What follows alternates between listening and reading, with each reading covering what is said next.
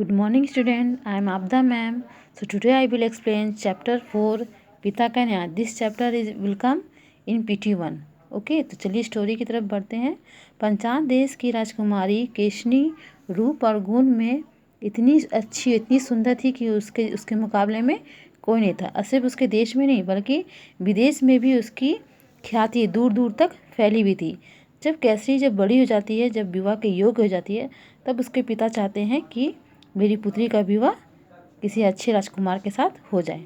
लेकिन पुत्री जो है वो चाहती है कि मेरा विवाह ऐसे के साथ हो जो इसके अंदर आत्मा का ज्ञान हो.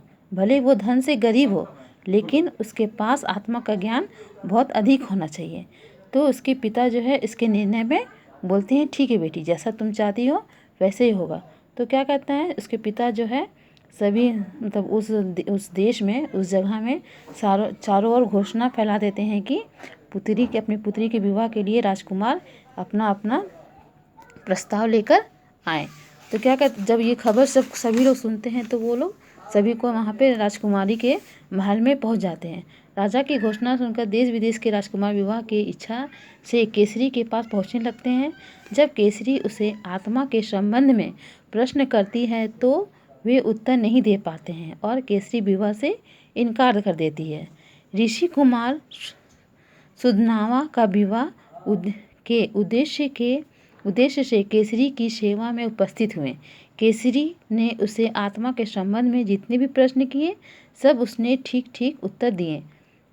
केसरी सुधामा के साथ विवाह करने के लिए तैयार हो जाती है.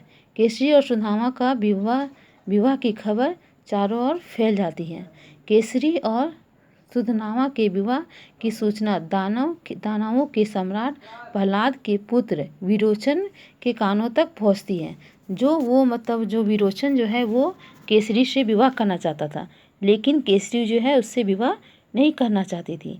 केसरी ने कहा जब ये विरोचन जो है वो केसरी से कहता है कि तुम ऋषिकेश से शादी क्यों करना चाहती हो, क्योंकि वो तो एक बहुत गरीब है, ना ही उसके पास अच्छे घर हैं, ना ही तुम्हें वो कोई सुख दे सकता है. लेकिन केसरी जो है वो कहती है कि मुझे उसके पास आत्मा का ज्ञान बहुत है और वो ज्ञानवान है, विचारवान है, तो मैं उसी के साथ विवाह करूँगी. लेकिन बार बार जो विरोचन जो है वो बार बार अपनी ही बात करता रहता है. जब ये पूरा केसरी जो है इसकी बातों से ऊब जाती है, तब वो कहती है कि ठीक है, अगर तुम्हें लगता है कि तुम मेरे लिए सही हो तो तुम प्रातःकाल मेरे महल में आओ. वहाँ पे ये ऋषि कुमार जो है वो भी आएंगे, तो पता चल जाएगा कि कौन सर्वश्रेष्ठ है. तो दोनों में विवाद होने लगता है. तो विवाद जब वो होता है तो वो बोलता है, वो फिर ऋषिकेश जो है वहाँ पे पहुँचता है उसी महल में.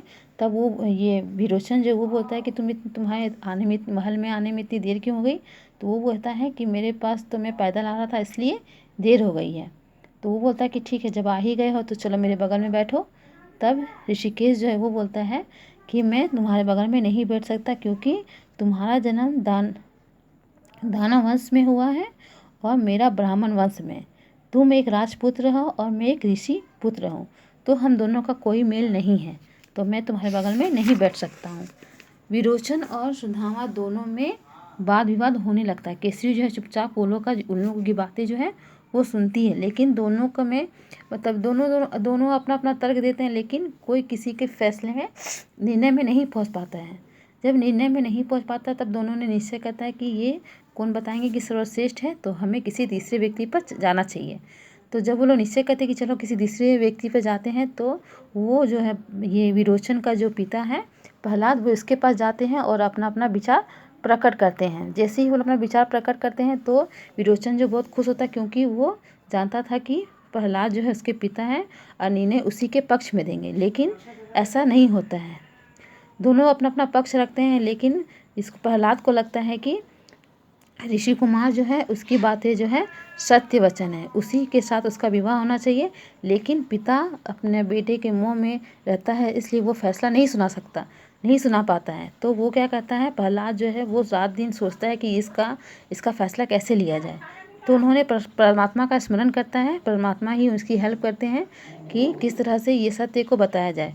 परमात्मा की कृपा से प्रहलाद जो है वो सत्य बोलने में समर्थ हो जाता है और अपना फैसला सुनाता है कि केशनी का विवाह ऋषि कुमार के साथ ही होना चाहिए, क्योंकि उसका जो बातें जो है वो सत्य हैं।